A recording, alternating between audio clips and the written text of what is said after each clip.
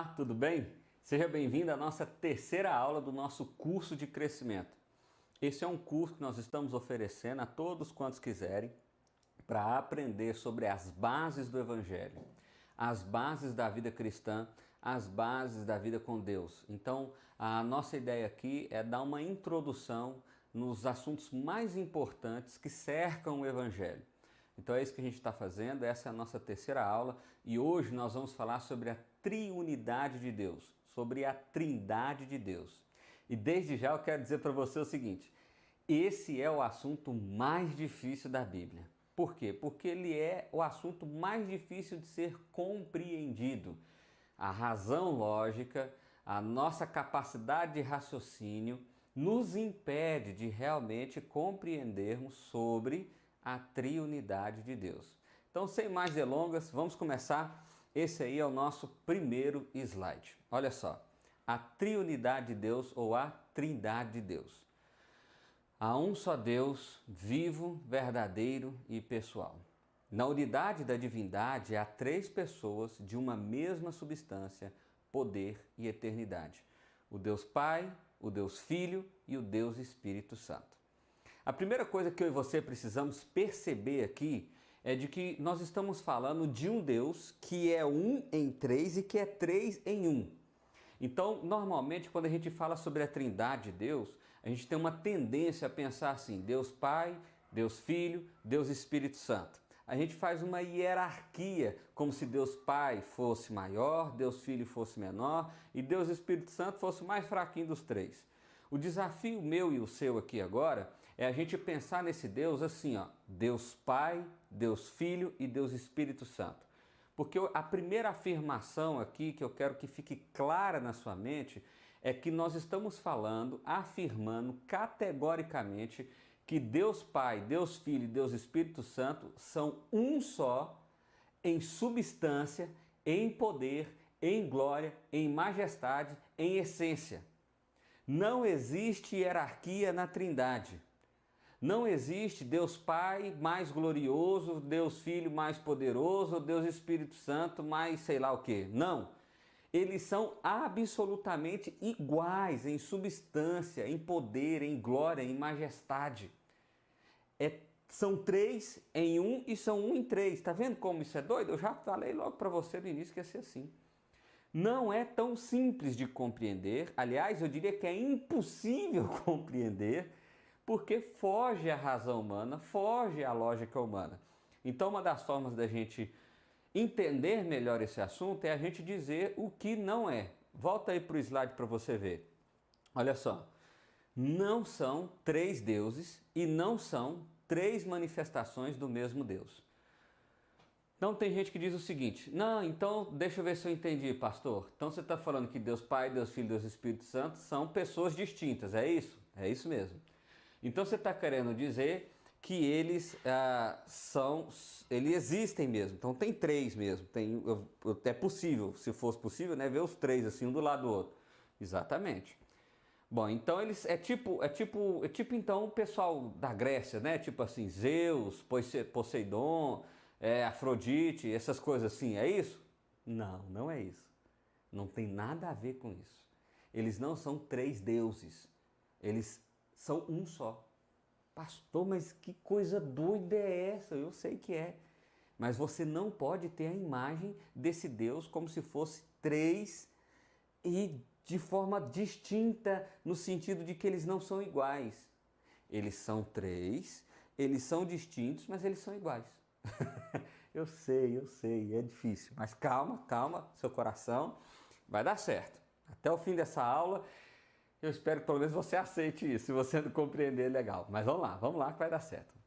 Segunda coisa que você não pode compreender, ou seja, eles não são três deuses e eles não são três manifestações do mesmo Deus. Então, o que eu quero dizer com isso? Existem algumas teologias, pessoas que acreditam o seguinte, não, então esse Deus aí, ele se apresenta de modo diferente, esse que é o mistério, não é? Então vamos lá, ele vestiu a roupa de Deus Criador e criou o mundo. Aí ele foi lá, vestiu a roupa de Deus Filho, veio como Jesus, andou aqui, morreu na cruz, aquele negócio todo, voltou, vestiu a roupa do Espírito Santo e agora está aí como Espírito Santo. Então tem gente que acredita nisso, que são... Então eles são três porque ele se apresenta, ele vai trocando de modo, de roupa, né? Para se apresentar. Não, não é isso.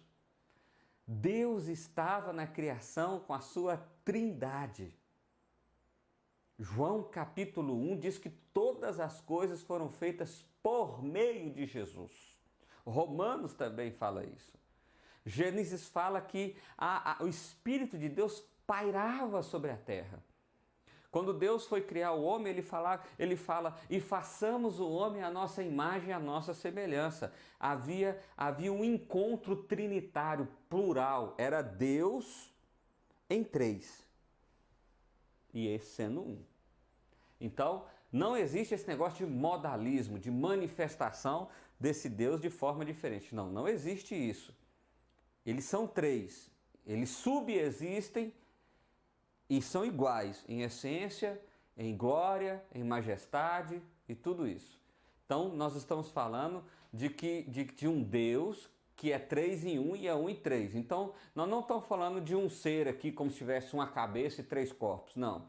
Nem três corpos, nem um corpo e três cabeças. Não.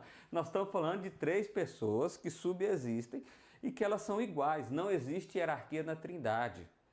Então, Deus, Jesus e o Espírito são absolutamente os mesmos em substância, majestade, glória, poder e etc. Ufa! Beleza? Olha só, volta para o slide aí para você ver. Poucos textos, algumas dificuldades. Nós temos poucos textos falando da Trindade como Trindade. E contraria a lógica humana. Esse é um problema também. Então, a gente tem esse problema aí. Não tem tantos textos bíblicos assim falando da Trindade e a lógica humana não acomoda esse pensamento. É um negócio assim que é difícil de encaixar aqui na cabeça da gente. Agostinho, talvez o maior teólogo do primeiro século, né, da igreja primitiva e um dos maiores que já existiu, ele diz o seguinte, olha só. Quem fita o sol deslumbra-se. E quem persiste em fitá-lo, cegaria. Assim sucede com os mistérios da religião. Quem pretende compreendê-los, deslumbra-se. E quem se obstina em prescrutar, perderia totalmente a fé. O que ele está dizendo aqui é o seguinte, existem algumas coisas na fé que a gente olha, admira, acha lindo, maravilhoso, espetacular, e a gente fala como isso é lindo, como isso é belo, como isso é fantástico. E a gente fica completamente encantado por aquilo. Mas o problema é que às vezes a gente se encanta tanto que a gente quer compreender os mínimos detalhes de como funciona essa relação, como que é isso. Eu quero compreender, porque se eu não compreender eu não consigo. Minha mente é cartesiana, minha mente é racional. Eu preciso de um argumento lógico final, porque senão eu não dou conta. Bom, quanto a esse assunto Trindade, você não vai ter isso. Não vai ter isso. É simples assim. Não terá isso. Não terá isso. Porque contraria a lógica humana. Certa vez, eu conversando com uma pessoa, explicando sobre esse assunto, a pessoa disse assim, pastor, eu acho que eu entendi. Esse negócio aí, então, é que nem um ovo, né? O ovo é ali a casca, a clara e a gema. E eles são três em um. É isso? Eu falei, isso não tem nada a ver, não é isso que nós estamos dizendo. Por quê? Porque a casca, a clara e a gema, elas são feitas de substâncias diferentes, elas têm forma diferente, elas não são iguais. Então o que nós estamos afirmando é que Jesus, o Espírito Santo e Deus, eles são iguais. Iguais. Eles são três, mas eles são um. Eles são um, mas eles são três. Então, eles são o único Deus verdadeiro, ok? Olha só que coisa interessante também para dizer para você. Esse, apesar de ser um assunto complexo, difícil, né, e um tanto quanto, assim, não é tão fácil assim descer isso para a nossa razão, mas esse é um assunto que vem sendo discutido desde o primeiro, segundo, terceiro século. Então, houveram vários concílios que eram a reunião de líderes teológicos da época para discutir esse assunto. E é interessante, a Trindade foi um dos assuntos que houveram discussões, mas chegou a uma conclusão muito rápida. Todos concordaram, e inclusive hoje, no mundo da cristandade, ou seja, dentro do cristianismo, nós temos duas divisões clássicas grandes, né, que são os protestantes e os católicos. Dentro do protestantismo nós temos algumas linhas, né, os mais conhecidos históricos, pentecostais e neopentecostais, e outras também, claro, outras subdivisões dentro dessas divisões. Então existem várias situações assim, nesse mundo chamado mundo do cristianismo, mas existe uma concordância, uma harmonia de pensamento quase que unânime quando a gente fala sobre a Trindade. Então, ou seja, a Igreja Católica acredita na Trindade dessa forma, Deus Pai, Deus Filho, Deus Espírito Santo, iguais poder, glória e majestade? Yes. As igrejas históricas também? Yes. As pentecostais também? Sim. As neopentecostais também? Sim. Por que isso é importante, meu irmão? Porque essa é uma base fundamental do cristianismo. Talvez seja a principal base do cristianismo. Então, entender o ser de Deus, a Trindade de Deus, aceitar sobretudo isso, que Deus é igual em poder, glória, majestade, honra, Pai, Filho e Espírito Santo, é a base central sobre a qual todo o edifício do cristianismo está construído. Então, se eu nego a divindade de Jesus, a divindade do Espírito, eu acabei com o cristianismo. Quer ver um exemplo? Olha só esse próximo slide aí. Fala sobre seitas ou heresias. Eu sei que seita às vezes é uma palavra pesada, eu não sei como que isso bate aí no seu coração, porque às vezes a gente pensa em seita e já está pensando que povo que sai matando bicho, cortando pescoço. Não, não. Nós estamos falando aqui de heresias, ou seja, pessoas que não podem ser identificadas com a fé cristã genuína, certo? São heresias, não são erros teológicos. Erros teológicos são erros que estão dentro de um campo de interpretação, discutível, né? Coisa nesse sentido. Agora, quando a gente está falando de seita, nós estamos falando dos fundamentos. Das heresias, nós estamos falando dos fundamentos. Esses fundamentos aqui, eles são iguais. Eles precisam ser, porque senão nada se sustenta. Então, vamos entender algumas heresias que tem por aí. A primeira delas é testemunha de Jeová. Olha lá, negam a divindade do Espírito e de Jesus. Olha só, os testemunhos de Jeová, às vezes eles são conhecidos como um povo evangélico, cristão, protestante. Eles não são. E eles são uma heresia, ou seja, eles não creem no evangelho verdadeiro de Deus. Por que não? Porque eles negam a divindade de Jesus e negam a divindade do Espírito. Eles dizem que Deus criou Jesus e que Jesus criou o Espírito, que Deus seria uma espécie de demiurgo, uma espécie de Hércules. Lembra do desenho do Hércules, que era meio Deus, meio homem? É tipo isso. Meu irmão, isso é um completo absurdo, porque se eu nego a divindade de Jesus, eu nego a possibilidade do Evangelho. Não existe Evangelho. Não existe Evangelho. Então, o testemunho de Jeová não é uma religião que segue fielmente a Bíblia. Fato é que a testemunho de Jeová tem a sua própria versão. Então, eles retraduziram a Bíblia, eles reinterpretaram a Bíblia e eles não são absolutamente fiéis aos originais gregos e hebraicos.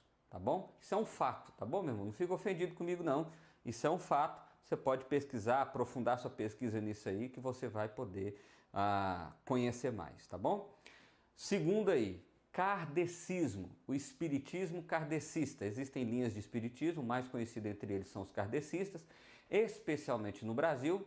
No Brasil tem mais espírita do que no mundo inteiro. Então, assim, tem mais espírita aqui no Brasil do que no mundo inteiro. E esse sucesso, é claro que se dá principalmente pela figura do Chico Xavier, que foi uma figura que ganhou grande visibilidade aí em determinado momento da história do nosso país, mas também pela associação que eles fizeram com o cristianismo.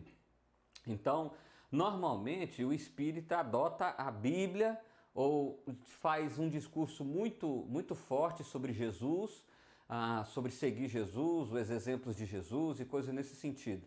É, pastor, já ouvi sobre isso. Então, eles estão errados? Estão por quê? Porque eles negam a divindade de Jesus e dizem que o Espírito Santo é o próprio Espiritismo. O que eles afirmam, meu irmão? O espírita, aqui eu vou ser bem superficial, tá bom? Então, é só um aspecto bem introdutório. O espírita, ou o espiritismo diz o seguinte, que você deve evoluir em seu espírito para atingir o espírito de luz, para que assim você vá para um lugar melhor, né? Então, que Jesus seria essa pessoa que Deus enviou como espírito de luz e ele é o grande guia, de forma que as pessoas precisam seguir os seus passos, os seus exemplos, para ser como ele, atingir o estágio que ele atingiu, para que assim possa ser encaminhado para a presença de Deus. Isso é um absurdo quando a gente fala do Evangelho, ou quando a gente fala da Bíblia. Isso é uma negação de fato da Bíblia. Desde Gênesis capítulo 3, Deus já havia prometido que o Messias viria para pisar sobre a cabeça da serpente, que aquilo que Adão havia falhado, o Messias iria agora cumprir. Então, o que acontece é que Jesus não é um guia, ele não é simplesmente alguém para ser imitado. Ele é o Salvador e essa é a grande questão. Essa é a deturpação que existe dentro do Espiritismo quando se utiliza da figura de Jesus. Jesus nunca se apresentou apenas como um guia, ele se apresenta como o Salvador. E se você perguntar para uma pessoa espírita que tem um conhecimento razoável sobre a religião dele, ele não vai afirmar que Jesus é o Salvador, ele não pode fazer isso, ele estaria sendo infiel com a filosofia dele se ele fizesse isso. Porque o espírito acredita que a salvação é algo individual para si mesmo e que ninguém me salva a não ser eu mesmo. Entendeu? Então, a ideia é o seguinte, meu irmão. O espiritismo não pode ser associado com o cristianismo. E quando o espiritismo faz isso, a ideologia, eu não estou falando de pessoas, tá bom? Hoje as pessoas ficam muito ofendidas.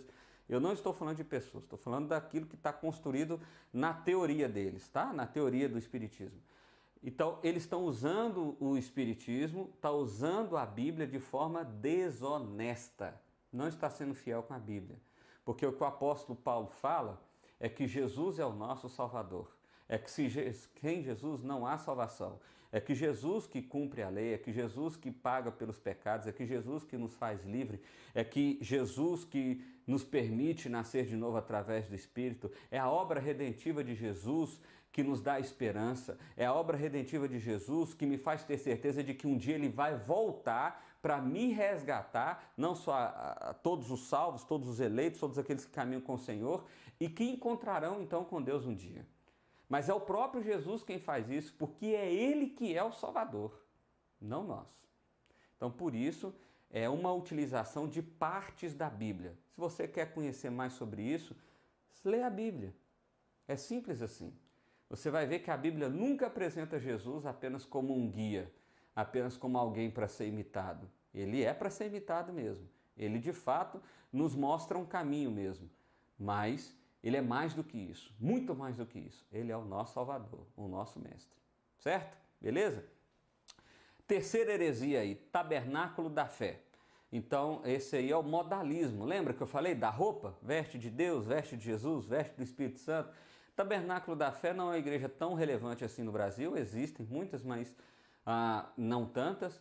Mas talvez você conheça. Eles se dizem evangélicos, mas eles não são evangélicos. Por quê?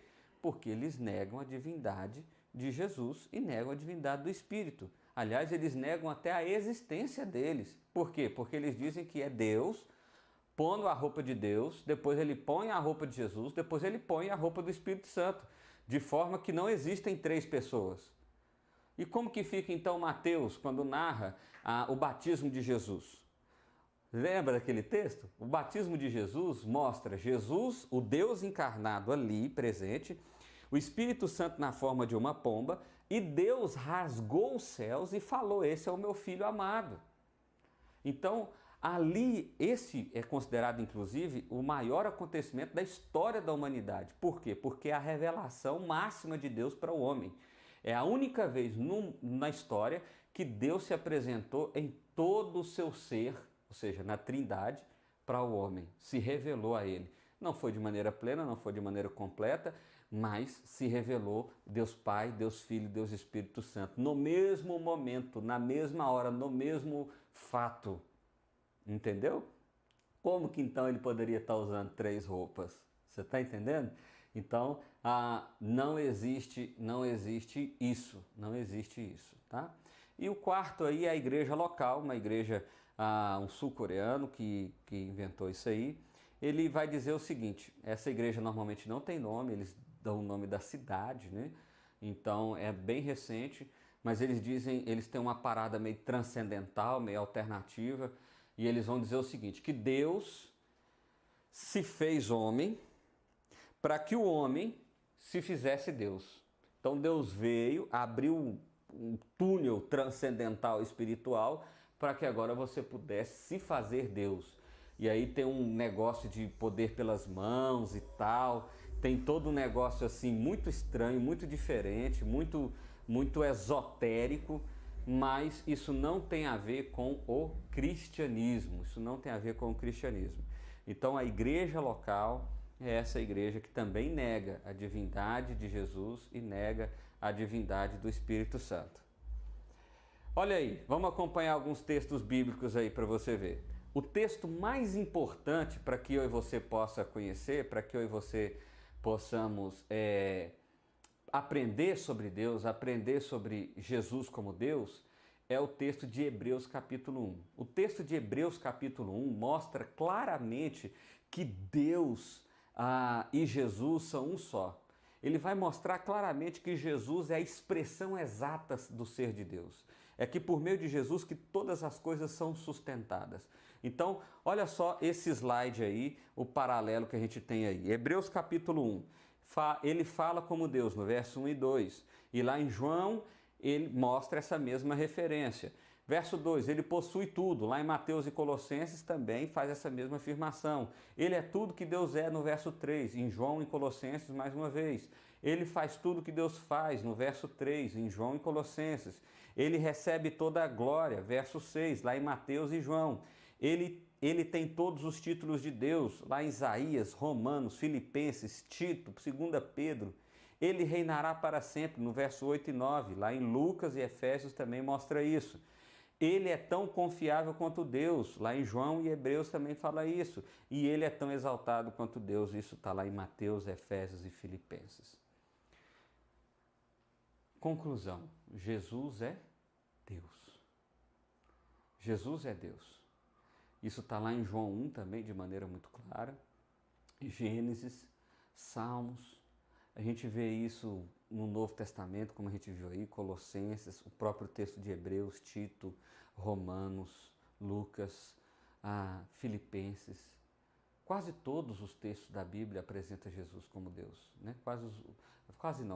Muitos textos da Bíblia, muitos.